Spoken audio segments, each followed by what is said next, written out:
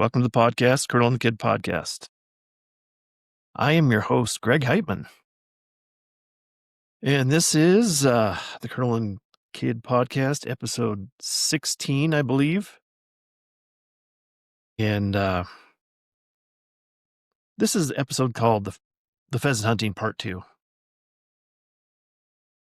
Today's Thursday, December 11th. So again, I'm behind on my NFL picks. So we got those coming up later. But this is a podcast dedicated to my grandfather, Lieutenant Colonel Edwin P. Hagen Jr., the Colonel of the Colonel and the Kid podcast. And of course, I am the kid, as that relation goes. So this is the podcast built around the memoir I've written for my grandfather. And it's my mom's dad, my maternal grandfather. And the memoir is really it's the spine of the podcast. And then I build out from there till I have a few other subsections, recurring sections that I go over. And one thing about the podcast, I guess, for me, it's become like psychotherapy for me. Although it was never officially intended for that, it had become that somewhat when I was writing it, but now it's even, I guess, become more of my therapeutic analysis of myself. So I think it's a very cheap and efficient way to, I guess, vent my frustrations about whatever things are going on, difficulties in life, and then also just look at myself and reflect upon myself and have some introspection about things, and just to document it most of all. I mean, the documentation part, I had the written record, an electronic record, but I wanted to have a more full electronic record of my grandfather and his place in history and his place in the family. So that's why I really started doing a podcast. And it's funny, as I'm talking about this, I don't even remember when I first decided I wanted to do this.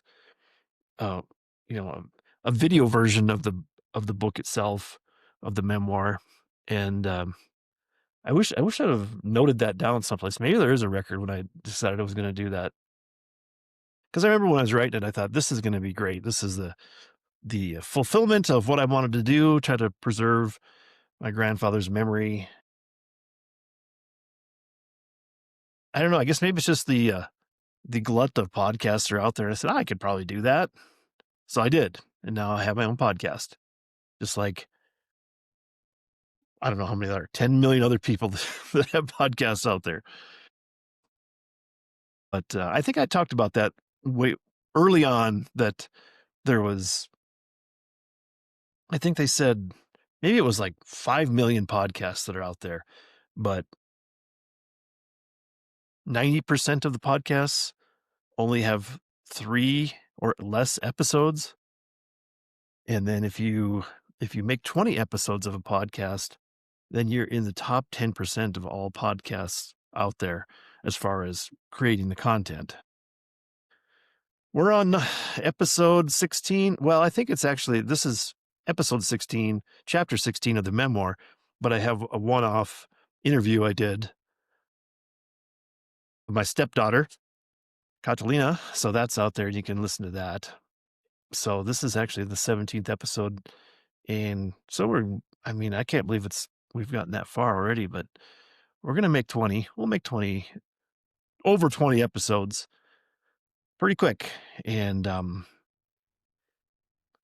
that'll be a milestone, because I think once we get to chapter 20 of the memoir, then I have to do a bunch more work, because that'll be the end of volume 1 of the memoir. And then we move to volume 2, and I have editing to do with that, and organize photos and do a lot of work. I need to be doing that now so I can be prepared when we run out of the first 20, which were all edited and organized. So, but it's Christmas holidays, so things are very busy, and I need to keep I need to get moving on with this podcast because I got things I need to do today for Christmas decorating and tree trimming and other stuff. More on that later. But anyway, we'll get to the chapter, and I think that's been the format that I've hit upon, is that I want to get the chapter read into the record, and then people that are just wanted to hear that, they can just drop off the podcast, and I can go over the rest of the podcast material after that's done. So I'm going to go ahead and call up the chapter 16. Get a drink of water first.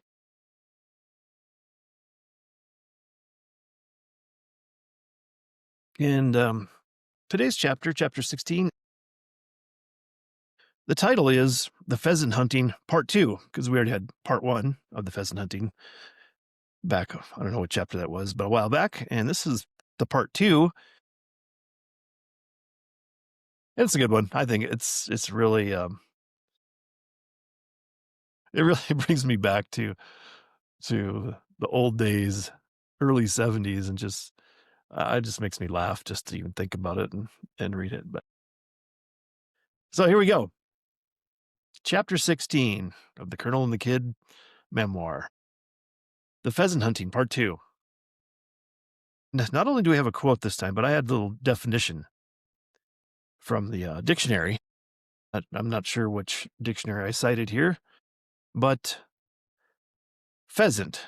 We're defining the word pheasant. Pheasant. And it's got the pronunciation. It sounds like pheasant. It's got a Z sound or in the S, but it's spelled with the S. Pheasant. Pheasant. And it's a noun. In definition, a large long-tailed game bird native to Asia, the male of which typically has very showy plumage. So yeah, that's the definition. And now to start the chapter in the usual way, we have the quote. Quote, as our domestic fowls are said to have their origin in the wild pheasant of India, so our domestic thoughts have their prototypes in the thoughts of her philosophers. End quote. And that's Henry David Thoreau. And I like that quote, and I think it fits in here well, just with the metaphor of the pheasant, the birds, and everything, and how my amateur philosophization, if that's a word, and just my analysis of myself and how I've tried to organize my own life and thoughts and everything else. I thought this was a pretty good quote to throw in there because of the way it's comparative to the pheasants and our thoughts and how we think and how we develop our own ideas. And I guess the idea that, the basis of this memoir was how the philosophy of my grandfather fits into everything that I've done. And I've tried to build on that. And now I'm trying to record that and put that on paper so maybe other people can use that same philosophy to have what I consider success. So anyway, good quote to start the chapter. So here we go. I was pretty darn young. In the early 1970s, it was a completely different world in the realm of hunting pheasants in South Dakota. On a mild autumn day during one of our fall visits to Siston to see Grandpa and Grandma, Grady and I went, quote, road hunting for pheasants with Grandpa. Back in the olden days, when the farming practices weren't as sterile as today's operations, the pheasants were more plentiful, and you could take a late afternoon drive down the rural gravel or dirt roads and see enough pheasants to make it interesting and worthwhile. Pheasants would come to the edges of the roads looking for a few specks of sand to add to their gizzard and aid their digestion after filling themselves with corn, grasshoppers, or other sustenance. It was those good old days when you could drive around the countryside and barely run into another hunter, cruising for a rooster or two as you would kill a couple of late afternoon hours. Look one in, Grandpa would repeat frequently, a reminder for the youngsters with wandering minds to pay attention to the mission. Grandpa, after all, was a military man. How Grandpa ended up watching two kids for an afternoon is a story in itself. Much like the earlier chapter of the fishing trip, here was Grandpa chauffeuring a couple of young lads around some Roberts County back roads. I like to think that Grandpa volunteered for the child care duties that afternoon to give everyone a break. My guess is he did volunteer. And in his mind, this was an educational trip for the kids. I believe I was 4 or 5 years old. So Grady was probably 11 or 12, somewhere in that ballpark. And I was relegated to the backseat of the Chevy Blazer, the nice full-size Blazers, before General Motors started to compromise. Grady was in the front passenger seat riding shotgun, literally alongside Grandpa's shotgun. Sure enough, we came across a rooster along the roadside, and it darted into the thick grass of the ditch, disappearing. Grandpa got the vehicle pulled over, and he and Grady got out to make a pass through the ditch to try to flush the bird. I was left in charge of the vehicle, at least that's what I was told. The report of the shotgun came quickly, and I didn't get a clear view of all the action, but Grady, a pseudo retriever, came back with a beautiful rooster in hand. It was passed to the back seat to me, where I was responsible for the harvested birds. I can still see the late afternoon light on the iridescent feathers and stroking individual plumes on the bird's chest, noticing how they all fit together, so orderly. Not to mention the long golden tail with black bars perpendicular to the vein of the feathers that help provide the bird with its camouflage. And here I have a photo, and I'll read the caption and talk about it a little bit. November 2003. I posed with my limit of roosters on the back of the Bomber at Grady's house, the Bomber being Grady's old Chevy pickup truck that was originally Grandpa's. But more on that in a future chapter. This photo makes me smile as I see my hand resting on a rooster. It seems a fitting parallel to sleeping in the backseat of Grandpa's Blazer, curled up with the rooster under my arm. I couldn't find a photo of Grandpa's Blazer, so this photo will have to suffice. It didn't take long for the adrenaline to wear off as we continued to drive ever so slowly down the back roads. And being a youngster in the back of the vehicle, drowsiness set in. Soon I was curled up in the backseat of the Blazer, asleep with a dead pheasant under my arm. Like a teddy bear. It wouldn't last. Grandpa decided to wake me up by driving the four-wheel drive Blazer down into the ditch. It worked. Bouncing through the ditch, I groggily righted myself, trying to figure out what was going on. The laughter from the front seat diffused any idea that there was danger. It became a legendary story for Grandpa to repeat when pheasant season rolled around each year. So I guess I didn't talk about the picture. I was going to talk about, I read the caption, but didn't talk about the picture. And it's me with my hunting clothes on, and I can see, there's 3 roosters there. There's 2, they're under my, I'm touching one with my left hand, and then there's another pheasant rooster right next to it, and then another one and the 2 that the one that I'm touching and the one next to it, they have their heads forward. They're laying over the end of the tailgate on the red Chevy pickup truck. And then there's another pheasant with its tail sticking out in the direction. And I don't know why we didn't arrange that with all 3 of the roosters' heads facing the same direction. But anyway, I'm pretty sure Grady took that picture of me with these birds, and successful day out at Grady's ranch out there in Falk County. And it's kind of funny because the shadows are getting kind of long. It's later in the afternoon, and underneath the truck, you can barely catch a glimpse of one of Grady's cats, his farm cats there in the driveway. And it's a good picture. I'm dressed in my brown hunting pants and camouflage sweatshirt. I got an orange vest on, orange cap. And I'm really, I don't know if it's a combination of squinting and smiling, and as I look into the sun, but it looks like it's really a bright sunshine. So maybe it's not as good a smile as it could have been. It's more of a smile influenced by the bright sunlight. So back to the chapter. It wasn't the only time the pursuit of pheasants would make me the butt of Grandpa's jokes. Apparently, there's an ancient myth about putting salt on a bird's tail to immobilize it. Bizarre, I know. And I had never even bothered to investigate this claim until I wanted to share this story. According to the internet, salting a bird's tail dates back to the 1600s, and it somehow has stayed alive to this day, where I will perpetuate the tale. Grandpa, being the hilarious prankster he was, managed to get a container of salt that had a logo of a pheasant on it.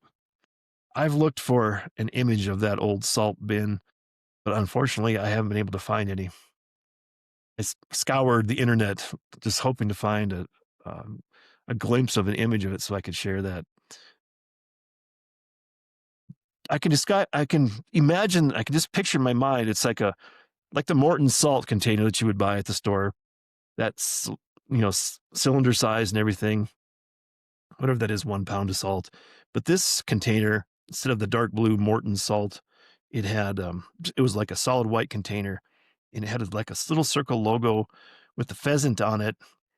And, it was white all over. And I don't remember maybe it was pheasant salt. I don't know, whatever it was, but I wish I had that original container, or I wish I could find a copy of it or an image of that. That's pretty hilarious. Anyway, haven't found it. Nonetheless, he had acquired the salt and gave me the container on one of our visits. He told me the story of salting a pheasant's tail, and that would immobilize the pheasant. And all I had to do was get close enough, dump the salt on the tail, and I could just grab the bird. I was about 5 years old, so yes, I believed it. I studied that bird on the container, imagining when I'd get my chance. This entertained Grandpa to no end. He never broke character, though. This was a serious endeavor to pursue. I didn't get that chance to salt the tail of a pheasant. Maybe someday. There's still time. And I got a couple more photos here that threw into this chapter that I really wanted to share it. And I enjoy seeing these photos and the images themselves, and read the caption here on this first one. I've included some more work from a favorite artist here. This is Les Kuba's contribution to a staple from the Midwest, Schmidt beer. Kuba designed several wildlife scenes on the cans, and I have 2 cans in my personal collection of beer can collection.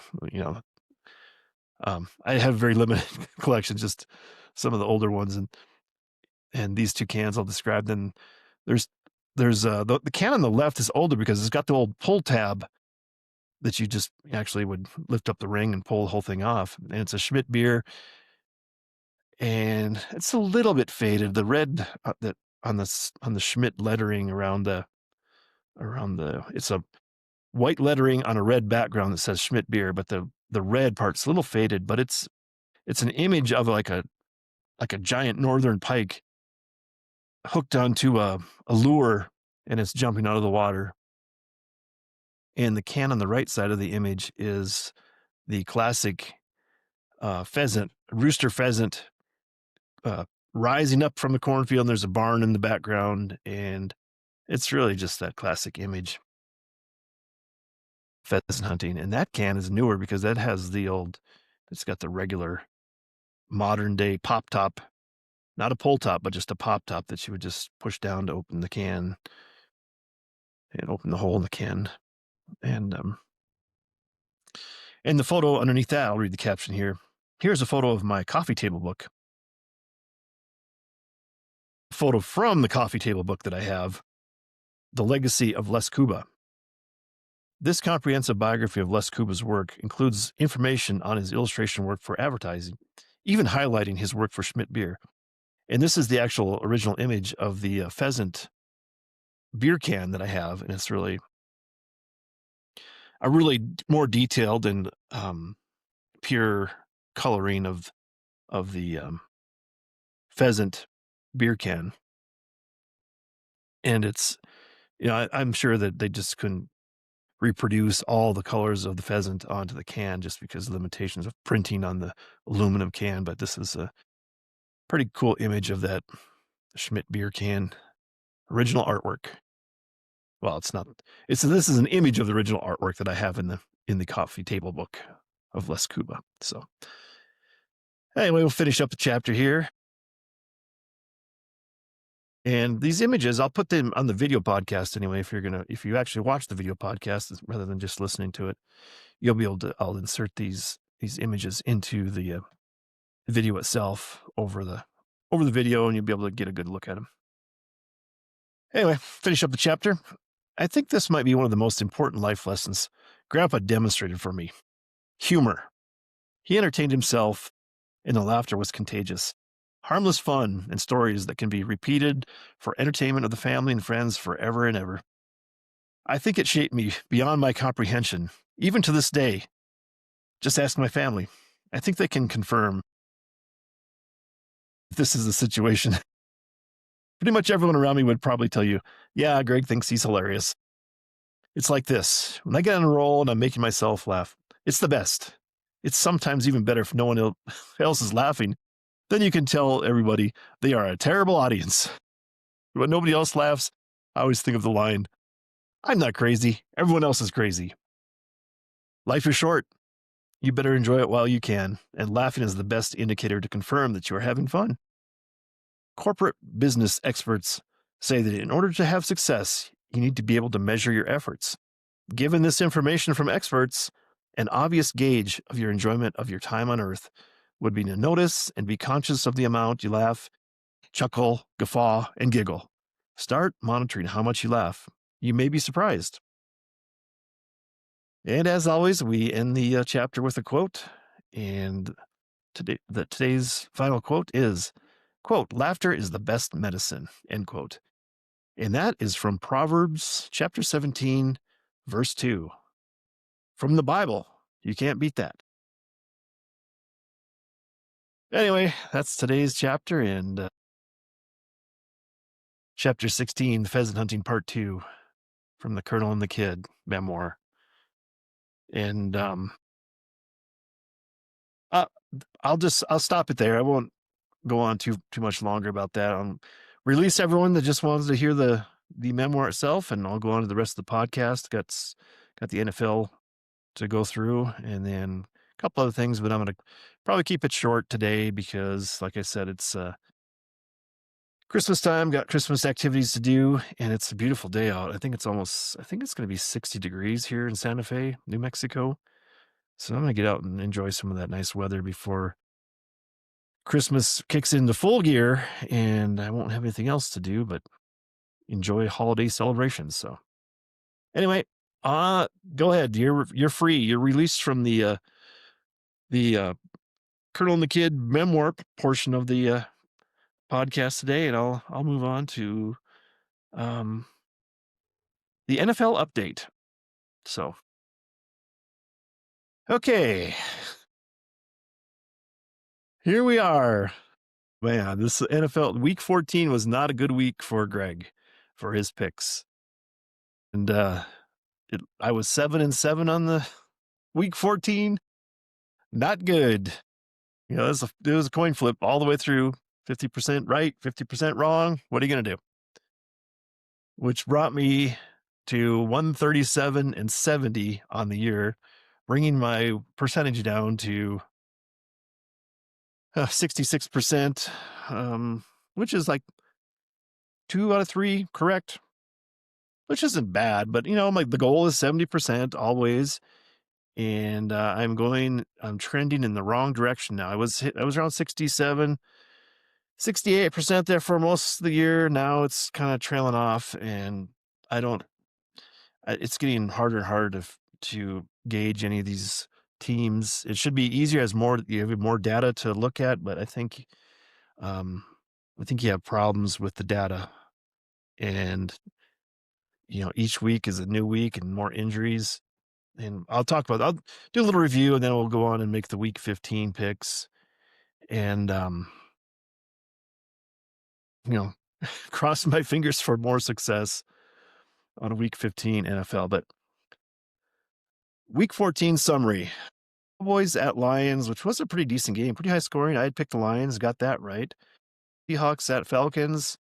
I think might have been tied at halftime, and then Seahawks just poured it on, and the Falcons just couldn't, withstand it, and they collapsed. And I think it was 30-something to 6 or something for that final.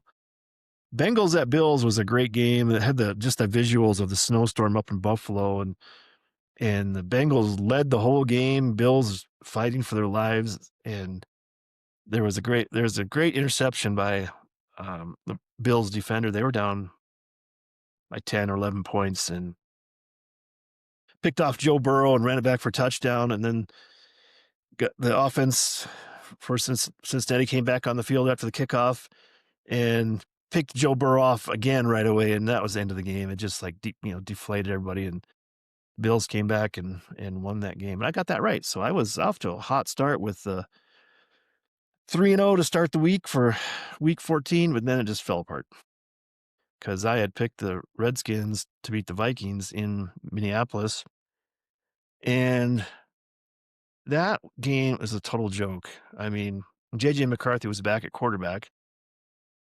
He put up some good statistics, and they played pretty well, but the Redskins gave up. I mean, literally they quit on the game, and they lost. Redskins lost 31-0, shut out. And I think I heard some statistic that that it was the first time that a team had been shut out. The Vikings were shut out the week before and then shut out their next week opponent. I think it was the last time was 2002, so it's been like 23 years since that's happened. And it's just so you don't know. These teams, there was some big injuries for the Redskins, and Jaden Daniels, who had dislocated his elbow, was back playing. But he threw an interception, then he got blocked and knocked down, and he tried to brace himself with his left elbow. And he fell on it, and that was his dislocated elbow. And even though he was wearing a brace, he was in a lot of pain, so he never got back in the game. And they had their backup quarterback in, Marcus Mariota, and he threw a ball late in the game to his tight end. Is really good tight end, Ertz, and Ertz went up for it. It was a high pass, and he got hit by the defender. The Vikings defender hit him square on the knee, and it looked just grotesque. So he did tear his ACL. I think everyone knew he did, but then it was finally announced a couple days later. Yes, he had torn his ACL, and he's done for the season. And it's probably career ending for him. I guess I think he's on the backside of his career, so I don't think he is probably going to come back. He might just come back for a little bit just to prove himself that he could do it, but I don't. It was just sickening to watch. And Dolphins played at the Jets, and I picked the Dolphins, and they got the W. Saints played at the Buccaneers, and this was probably the upset of the week. The Buccaneers lost to the Saints at home. That wasn't a driving rainstorm, so I don't know. I'm not trying to give excuses to the Buccaneers, but that's what the NFL is. It's very unpredictable. Just you can't. Maybe the Buccaneers were looking ahead to the next game, possibly, and overlooked the Saints because Saints are one of the top 5 or the bottom 5 teams in the league. So I don't know. It's pretty sad. Got that wrong. Colts at Jaguars. I had picked the Colts. They said the Jaguars. The Colts hadn't beaten Jaguars since like 2014, so it's been 11 years. And guess what? Jaguars, they won. They beat the Colts, and so I lost that game. And not only did I lose that game, but the Colts lost their starting quarterback, who tore his Achilles tendon. He was already playing on a broken leg. He had broken, I think it was his left fibula, the non-weight bearing bone in his lower leg there, and I don't know, just bad luck. You tear your Achilles, so he's out for the year.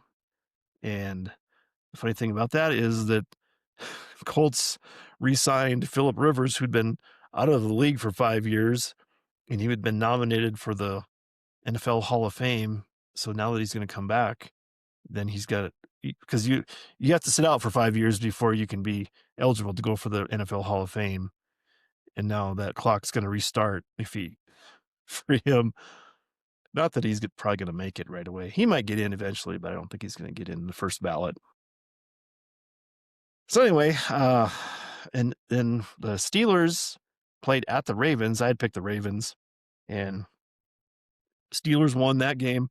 And that was one of the biggest games, again, for my complaining about the officiating, because the Ravens had a touchdown late in the fourth quarter, called it a touchdown on the field, a pass from Lamar Jackson to Isaiah Likely, one of their tight ends. And he caught the ball, they called it a touchdown, then they reviewed it, and then they took the touchdown away. And it was like, what do you why are you taking the touchdown away? And they said, because when he caught it, he took 1 foot down, 2nd foot down, extended the ball out, and then the defender came and reached through from behind, knocked the ball out of his hand, and he had already taken, 1 step, 2 step, and then the ball was knocked out of his hand. And they had called it a touchdown on the field, reviewed it, and then took the touchdown away. And there was an amazing outcry from all kinds of analysts and everywhere, even the print people just questioning the NFL, saying that this is going to be the downfall of the NFL if they don't get this fixed, because it looks rigged. It looks like it's fixed against certain teams, certain situations where they're trying to get the matchups they want for playoffs or whatever. I don't know. I agree. I think that if they don't fix this, this is going to, I mean, I've been complaining about this probably every podcast about the NFL, that they have such a problem with their officiating. It just looks like they tilt the field certain ways so that they have their winners and losers that they've prearranged to try to just drive more viewership to certain things, and which affects the advertising rates and advertising and viewers, and all that combination produces revenue. So it's just become a revenue stream versus any competition. It's just, it ends up being just sick and grotesque, and then just a travesty in what is supposed to be competition and sport, but it's not anymore. It's pathetic. So that being said, got that loss. And so the next game too, and I wasn't aware of this till this was pointed out to me later, that the Broncos and the Raiders played at Raiders, and Broncos were in clear control of the game. Can't remember what it was. I think they were up by 10 with just 4 seconds left, and the Raiders ran out their field goal team to kick a field goal, and the field goal was good as time expired. Apparently that changed the way that that they covered the game as far as the gambling. So I think it was a 7-point spread, or I don't know if it was 7-point or 7.5, whatever it was. Must have been 7, because then it went from 10-point to 7. So all the money changed hands that was going to cover all the bets on the one side. So in an instant of 1 second, all that money went back. So it seems to me that the gambling influences might be taking the toll on the NFL as much as the officiating problems. I'm not going to say that they're not connected, but something's got to give. I mean, you can't have this just total shadow cast across the whole league every week, and it never changes. People complain about it for a day or two, and then they move on to the next week. Oh, that's behind you. Oh, everybody gets bad calls. But when you have gambling issues and money's changing hands just like that for just no reason, they come out and kick a field goal. Why would what are you doing? Why wouldn't you just kneel down so no one gets possibly hurt on that last play? It's just bizarre. This is bizarre to me, the way that the appearance of the game looks. It looks just horrible. I mean, it's just a terrible, terrible show of what's going on. I'm beyond words to try to explain how just disconcerting it is as a fan of the game and just a lifelong follower of the game. And it looks so bad. It makes me just not want to even bother investing any time in it. Don't worry, I'm invested through the end of the year, so I will be giving you the updates and everything up through the Super Bowl, and hopefully, anyway. But I'm losing my steam behind it. I did get that game right. I picked the Broncos. That was an easy pick for that game. But Bears at Packers, I had picked the Packers at home to beat the Bears, and that was a very close game. Good battle back and forth. Well, I don't know if it was back and forth. The Bears came back and tied it. Packers took the lead with 2 minutes left, maybe a touchdown lead. So the Bears had to get a touchdown, an extra point, or 2-point conversion at the end to win it. And they drove down probably to the 20, and then Caleb Williams threw a he tried to force a pass into the end zone, got picked off, and yeah, it was only 15 seconds left, so it was. I don't blame him too bad for trying to get that touchdown, but it was he probably could have run for a first down. It was like a fourth down play. It seemed like he forced it, but he could have probably run out of bounds, got the first down, and had a couple more plays at the touchdown. But I don't know. It's a decent, very competitive game. I don't have any complaints about the officiating there. I didn't watch that game that close, but got that W. Um, Rams at the Cardinals. Rams had a pretty easy victory over the Cardinals there. Texans at Chiefs. I had picked the Chiefs. I thought this was their last stand. I think it is their last stand. Chiefs lost that game. Very ugly game. Chiefs scored 10 points. Texans ended up with 20, but I mean, the Chiefs look bad. They look like they're over the hill. They have no receivers that are any good. Drop the ball left and right. And I think the cherry on top of that game was that Travis Kelsey had a chance to, get a first down in one play in their own deep in their own territory. They were down by Chiefs were down by 10, so it was already a dire situation. But Travis Kelsey got his hands on the ball, kind of fumbled it, and got it up by his shoulder, and basically was trying to grab the ball and basically handed the ball to the defender. So it looked just comical as it was an interception Mahomes, and it was not Mahomes' fault by any means, and it's just pathetic. And it just sort of like a kind of like a summary of their season. Chiefs lost, and I think they have such a slight chance to make the playoffs that they're done, and I think their little run, their little small dynasty is probably over. I mean, not that they can't come back in a couple more years and maybe try to reload, but I think they're going to be hurting for a while because I think their draft and some of their other acquisitions have been failures. So I don't know. I'm not too sad about it, but I like watching Mahomes play. I mean, he can light it up if he has some receivers, and I like the offensive side of the game, but not too sorry about it. The Eagles at the Chargers on the Monday night game. And that was such a terrible, sloppy game. It looked like like the first game of the season, just terrible. Turnovers left and right. It went into overtime. Chargers kicked a field goal. Eagles were marching down, get close to probably at the 20-yard line to maybe get a touchdown to win the game. And Hurt throws I don't know, it was his fourth. Jalen Hurt throws the fourth. I think it was his fourth interception of the game. and and it ends the game, so they lose.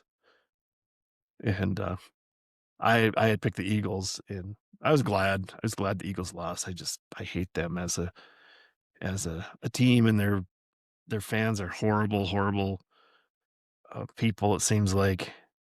So I'm always glad to see the Eagles lose, no matter. And the more heartbreaking fashion, the better, as far as that goes. And then the buys for week 14, there was Panthers had a buy, Patriots, Giants, 49ers. So they'll come into play here when I make my week 15 picks, and we'll move on to that. So we got the full slate, 16 games going on.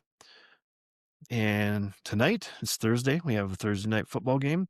Falcons at the Buccaneers. This is a NFC South game. And these are tough because these guys play on Sunday and then to play again on Thursday, just with, minimal rest Monday, Tuesday, Wednesday. But Wednesday, they're probably traveling. So it's just no practice, no rest, no recovery.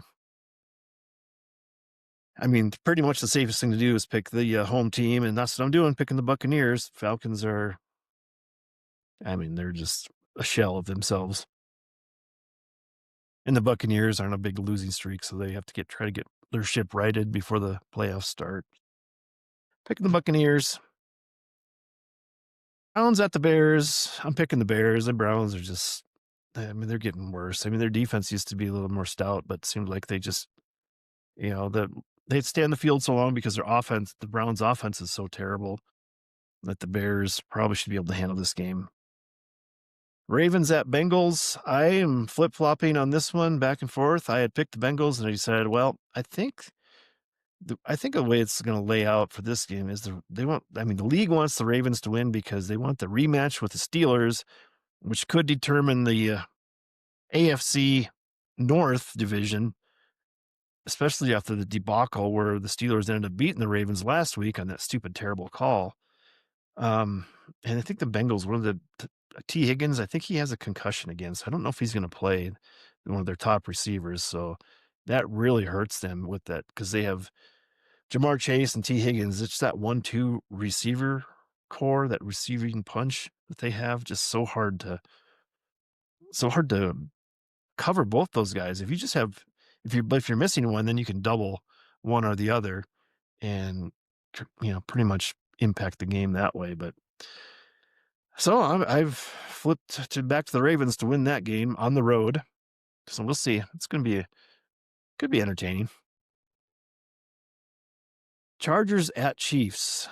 Uh the fool that I am, I'm going to pick the Chiefs in their last ditch desperation to be spoiler and try to mess up the Chargers season. Chiefs got beat by the Chargers. I think that was down in Brazil, maybe? I don't know. Somewhere in Brazil, I think, to open the season. And the Chargers beat the Chiefs then. So I think maybe there's probably a little payback they want. And Chiefs, Chargers don't look that good to me. I don't know. They're both not good teams. The Chargers they've won all their close games and Chiefs haven't. So the Chargers have a pretty good record. And I think they'll make the playoffs even if they lose. So I'm going to go ahead and pick the Chiefs at home. And I'll probably be sorry. But anyway, I'm doing what I'm doing. And it's actually, I had picked the Ravens. So I'm picking three road teams and 13 home teams this week. So we'll see how that goes too. So the Bills play at the Patriots. The Patriots beat the Bills up in Buffalo to earlier in the season in kind of a surprise. And the Patriots are one of the best teams, maybe let's say they're the top 4 teams in the league. And but they've played such an easy schedule, and the Bills are desperate. They're trying to hold on to a playoff spot by the skin of their teeth here. So I think the Bills going to come back and play a little spoiler and upset the Patriots this week. So we'll see how that goes. And like I said, one of the 3 road teams I'm picking. Redskins versus Giants at the Giants, and Giants are coming off a bye. I should mention the Patriots had a bye last week too, so they might be a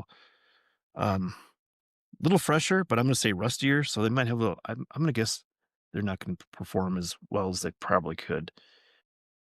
Giants off their bye against the Redskins. I think the Redskins have given up on their season. I would not be surprised if they make a little run at this, but man, the Redskins could win. I'm not saying that they're done, but I'm going to be surprised if the coach can get them back in the game after that total give up, but just total surrender against the Vikings. And the Giants have a lot to play for just because they're trying to, I guess, show something. And they have a rookie quarterback, Jackson Dart. We'll see if he can, just impress people, try to show some life, get the fans back on their side. So I don't know. I'm picking the Giants there. Raiders at Eagles. Eagles have a chance to get well and get a victory. See if they can do it. I have zero confidence they will, but I'm picking them. I'm picking the Eagles to go ahead and try to get back on track and get the win. I don't know if they'll get back on track. I have complete zero faith that they can do anything the rest of the year. Definitely, I'd say the chances of them repeating as Super Bowl champs are in the single digits percentage-wise. But Jets at Jaguars. Jaguars are making this unbelievable, just quiet run. Just secretly below the radar, going to make the playoffs, going to be probably a force to be reckoned with. I'm pretty sure. I guess I could be wrong. Maybe they're in that AFC South. They have to play the Texans. They already lost to the Texans once, but they're playing the Jets this week at home. I think the Jets have 0 weapons, um, maybe a 3rd string quarterback for the Jets this weekend, so I don't know. I don't give them much of a shot against the Jags. Jags kinda getting their feet under them. Good luck to them. I think, they move way up in my list of they're probably in my bottom 5 ranking for in the league, and now they're probably gonna be a playoff team, so good for them. Cardinals at Texans. Texans getting healthy. They probably have the number 1 defense. Cardinals are terrible. I think they really have a lack of talent on that team, offense and defense. They're a bad team. And I think the Texans with that tough defense and just enough offense, if they can stay mistake free, they should be able to handle Cardinals pretty easily. Picking Texans. Packers at Broncos. This could be the game of the week. I'm picking the Broncos at home at the Mile High Stadium. Tough place to come in and play. Packers have enough talent to do some damage there and win, but I think it's going to be a tight game and Broncos pull it out. Could go completely the other way. One way, it could be just a blowout one way or the other. I wouldn't even venture guess. Get some turnovers. If either team gets some bad turnovers, it can get out of hand quickly, I think. Hoping the Broncos can beat the Packers just because I dislike the Packers because they're the arch rival for my Vikings. So we'll see. Lions at Rams. I want to see the Lions win, but I don't think they can. Got to go across country to play the Rams and Jared Goff for the Lions now. He's trying to exact some revenge against his old team that traded him. So I just think the Rams are gonna. They're too they're too tough. So going Rams. Panthers coming off a bye, playing at Saints. By all indications, the Panthers should be able to handle this game pretty handily. But it's an it's an NFC South game, and the Saints have been playing way better than anybody expected. And so I I'm still picking the Panthers, but I'm not going to be surprised if the Panthers would lose again with turnovers and just some unfortunate bounces. Maybe Saints can hang in there, but I could see the Panthers, especially coming off the bye, and the way that coach seems like they have the Panthers coach motivating his team. I think they can do it. I think they could probably whip up on them possibly. So anyway, next game, Titans at 49ers. And this one, I do not like this game because I do not like this game for the Titans because 49ers are coming off a bye. And to go out to the Bay Area and play the 49ers out there, it's a long trip, and I think it's just a tough place to play for the most part.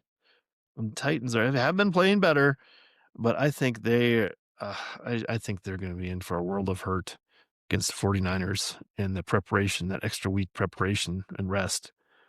So 49ers all the way. Colts at Seahawks. So I'm sorry to say the Colts little Cinderella storybook tale here.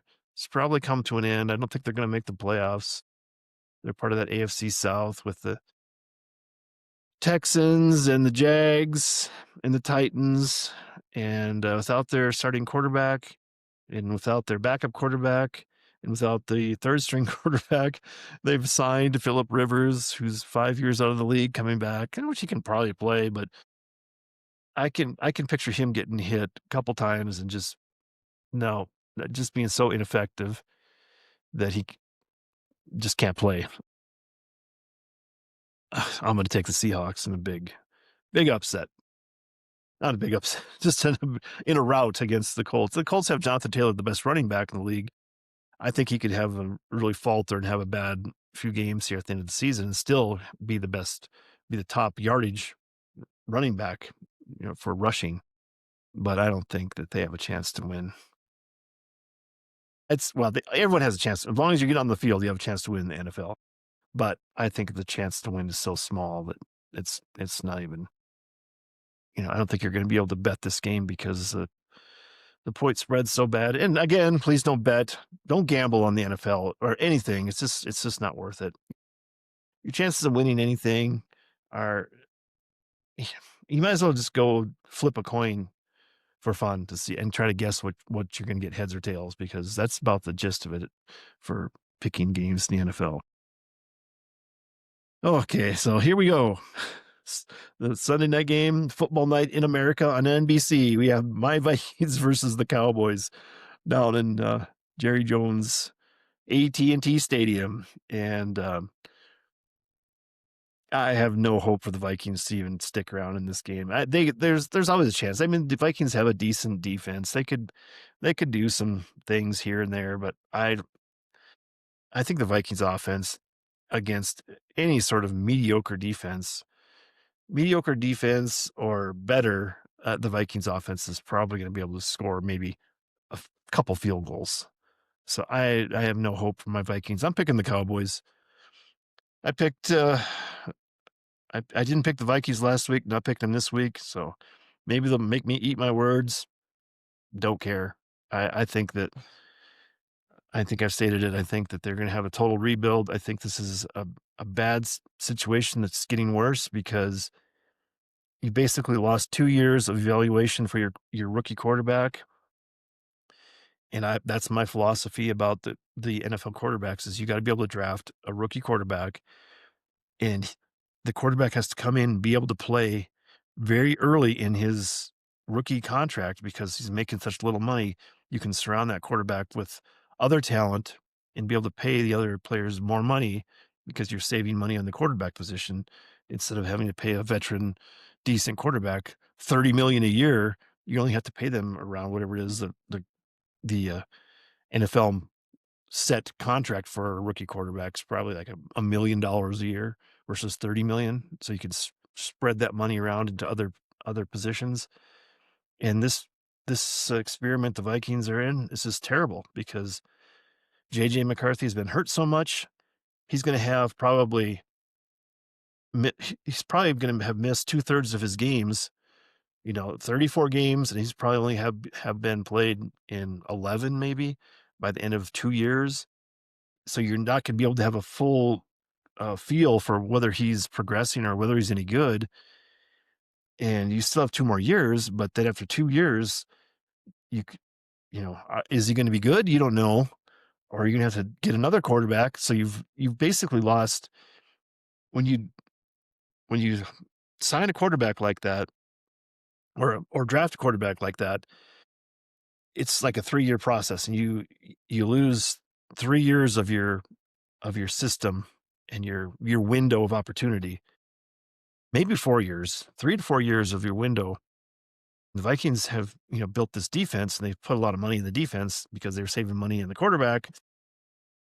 I you just you never know. Maybe a miracle will occur, and they can hold on to McCarthy, and he'll just suddenly blossom in year 4 and 5, and by that time, maybe maybe the defense will hang together, or maybe you get some other people in because you can still spend some money on defense with his low money you're paying the quarterback. But I don't know. I think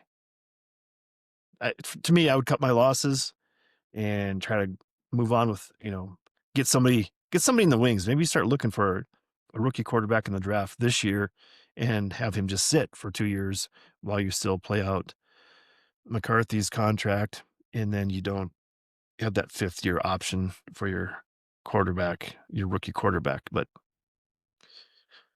I don't know. We'll see. We'll see how their philosophy falls in line with mine. And I'm not not an NFL executive, so surprise, surprise. I'm just doing my little podcast here. So we'll see, we'll see how opposite of decision making the Vikings will make. I don't be surprised if they do what they want. And it's opposite of what I think. And then I would not be surprised if they're wrong and I'm right. So it'll be good to be able to document that in the future, and then I can say, "Told you so." So finally, the final game, week 15 is a Monday night game, Dolphins at Steelers. And again, this one I flip-flopped on it. I went back and forth. I think I had picked the Steelers, then I thought, oh, I think the Dolphins can run the ball. If their rushing is way better, and A-Chain, the running back for the Miami Dolphins, he had like a rib injury at the end of the game last week. They said, oh, he could have come back in, but they were ahead, so they never brought him. They were playing the Jets, and the Jets are terrible.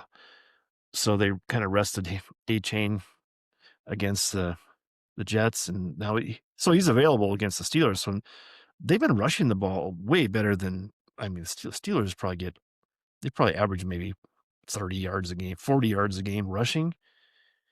And so I don't know. I think if the Dolphins can rush the ball and control line of scrimmage, control the clock, and keep the Steelers defense on the field, I,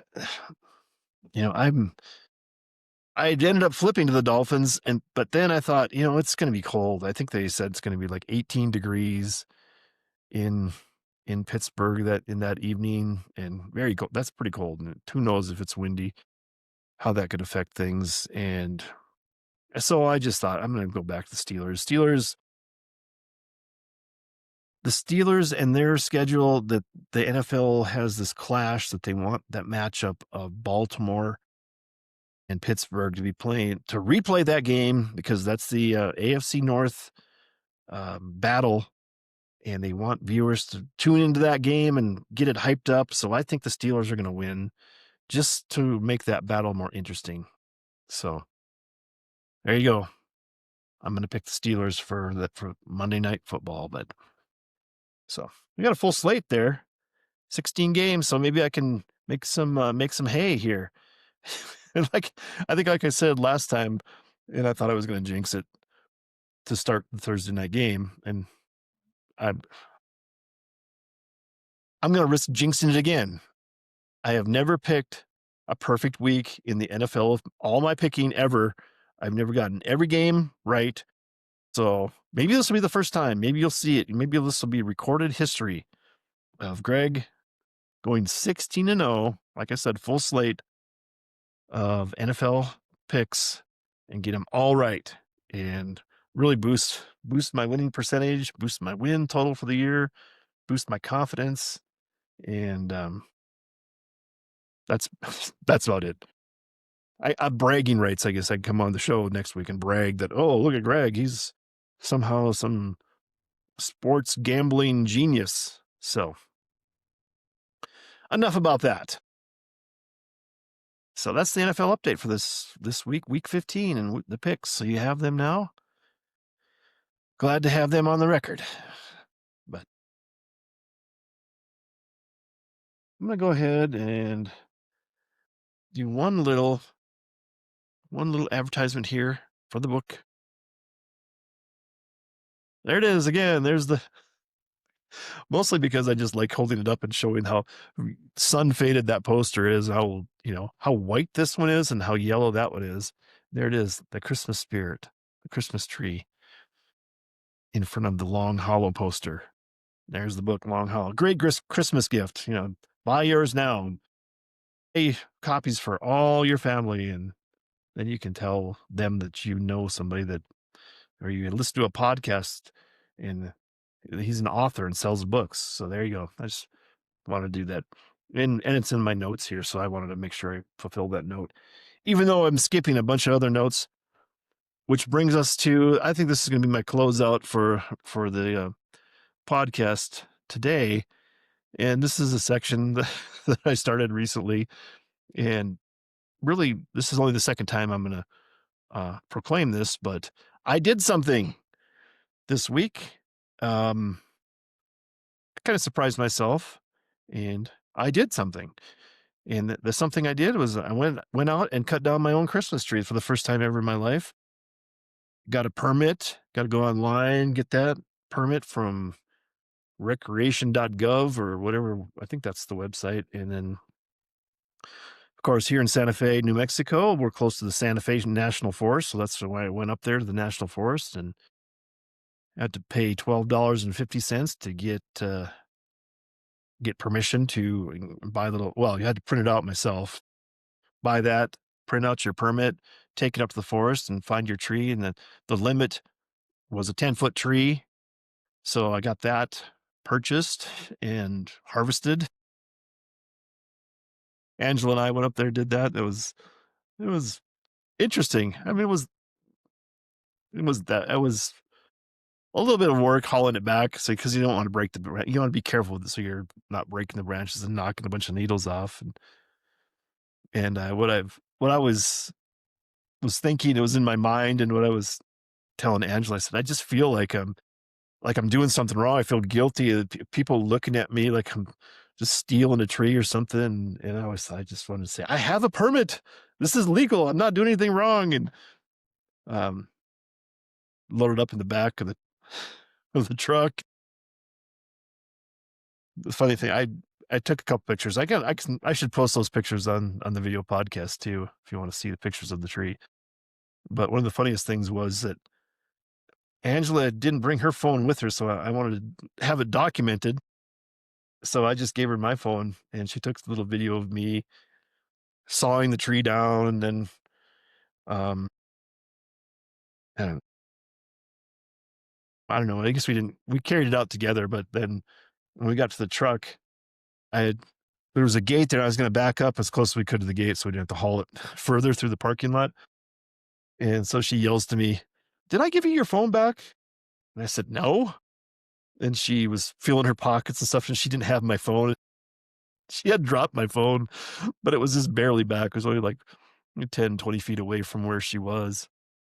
And I thought, oh my God, we're going to have to go up through and backtrack. And there was enough snow. There's probably like 6, 7 inches of snow where we cut the tree down. So if it would have fallen in the snow, it would have fallen in and you could see it. But I thought, well, worst case scenario, we could probably find where our tracks were, dig through the snow and find the phone. But it had fallen just pretty much on the trail where where we would come out from. So it was a heart-stopping moment for a second, but phone was fine. I have the video and some pictures, so I'll put that on the podcast. And it's a good section because I did something this week. I'll share those pictures, and we got the tree up in the house. It's not decorated yet, but I'll share those pictures too. Anyway, that's all I wanted to do for this podcast, and appreciate you being here, checking it out, listening. Want us to say Merry Christmas, Happy Holidays to you. And we'll be back next week. Got to make my picks for the NFL and get the next chapter read into the records. It's not over for the holiday season yet, as far as the podcast goes, but I'm glad you're able to join me today.